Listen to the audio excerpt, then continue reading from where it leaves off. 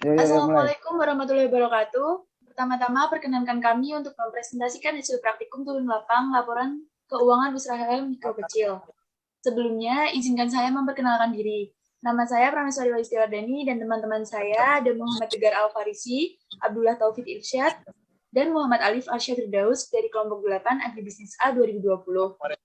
Sasaran usaha praktikum turun lapang kami adalah kios sumber buah ekonomi Bapak Sujono yang berada di Pasar Gemah Ripah, Gamping, Kabupaten Sleman. Slide selanjutnya akan disampaikan oleh teman saya, Irsyad.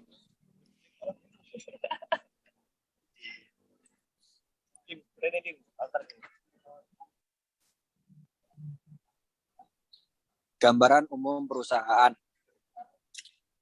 Pasar Gamping terdiri dari pasar buah yang berisi macam-macam buah lokal maupun dari buah non-lokal.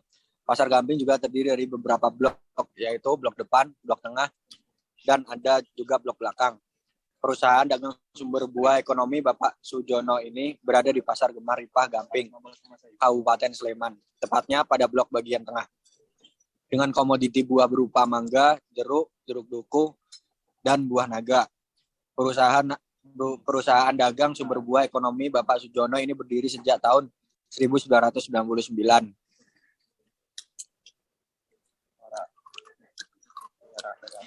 Visi, misi, dan struktur organisasi. Visi, untuk mendapatkan keuntungan yang besar dan menguasai pasar nasional sampai pasar internasional. Misi, untuk mengembangkan usaha dagang dalam persaingan pasar. Perusahaan dagang sumber buah ekonomi harus mampu bersaing dengan perusahaan asing, terutama perusahaan Cina. Struktur organisasi, pemimpin perusahaan, konsumen, karyawan, tenaga kerja, dan pemasok buah.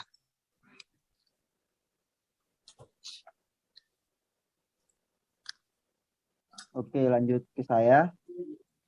Proses penyusunan laporan keuangan. 7 Desember 2021, kami datang menemui Pak Sujiono untuk mewawancarai beliau dan meminta izin dalam mengambil data transaksi dagang selama bulan November. Setelah permintaan izin tersebut sudah diterima, kemudian kelompok kami menanyakan perihal modal awal, kas, peralatan, perlengkapan, persediaan, dan modal awal dari perusahaan dagang tersebut. Yang kedua, transaksi dagang yang kami susun mulai dari tanggal 1 November sampai tanggal 1 Desember 2021. Lanjut. Analisis terhadap penyusunan laporan keuangan.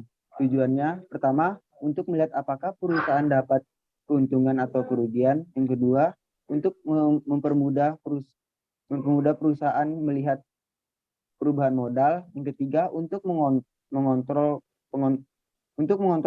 pengeluaran berupa biaya-biaya sehingga bisa mengoptimalkan keuangannya. Oke, lanjut, Prames. Di sini saya akan menjelaskan mengenai hasil laporan laba rugi. Dari kegiatan praktik lapangan, didapatkan hasil laporan keuangan perusahaan dagang sumber buah ekonomi di Pasar Gamping dengan perhitungan mulai dari jurnal khusus sampai laporan keuangan yang berisi tentang laporan laba rugi, laporan perubahan modal, dan laporan neraca.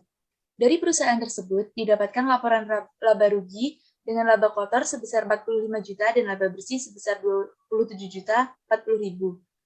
Hasil perhitungan tersebut didapatkan dari pendapatan usaha yang berupa penjualan tunai ditambah dengan penjualan kredit.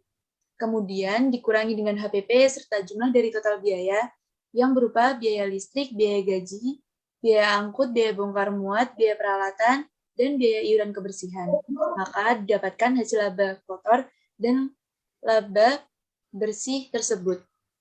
Tabelnya bisa dilihat pada slide PPT tersebut. Selanjutnya akan disampaikan oleh Tegar.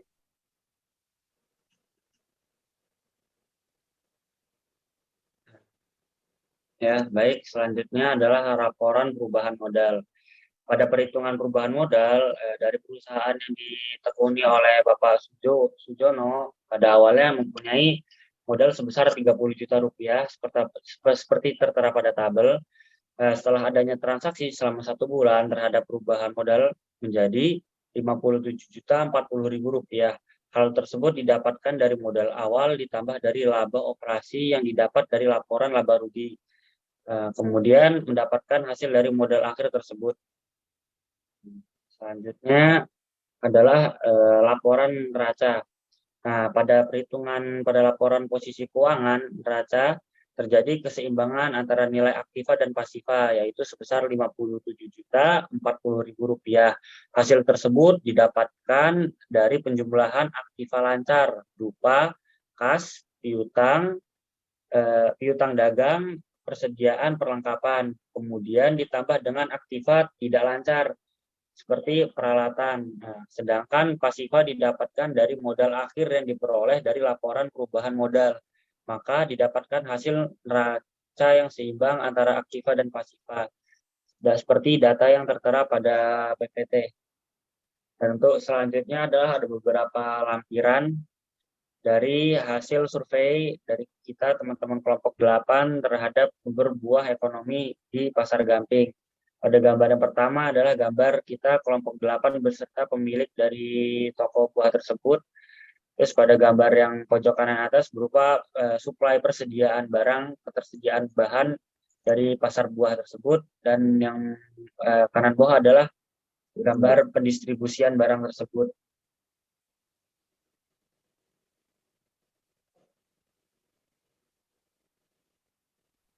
Sekian presentasi dari kami. Terima kasih atas perhatian teman-teman semuanya. Kurang lebihnya mohon maaf. Wassalamualaikum warahmatullahi wabarakatuh.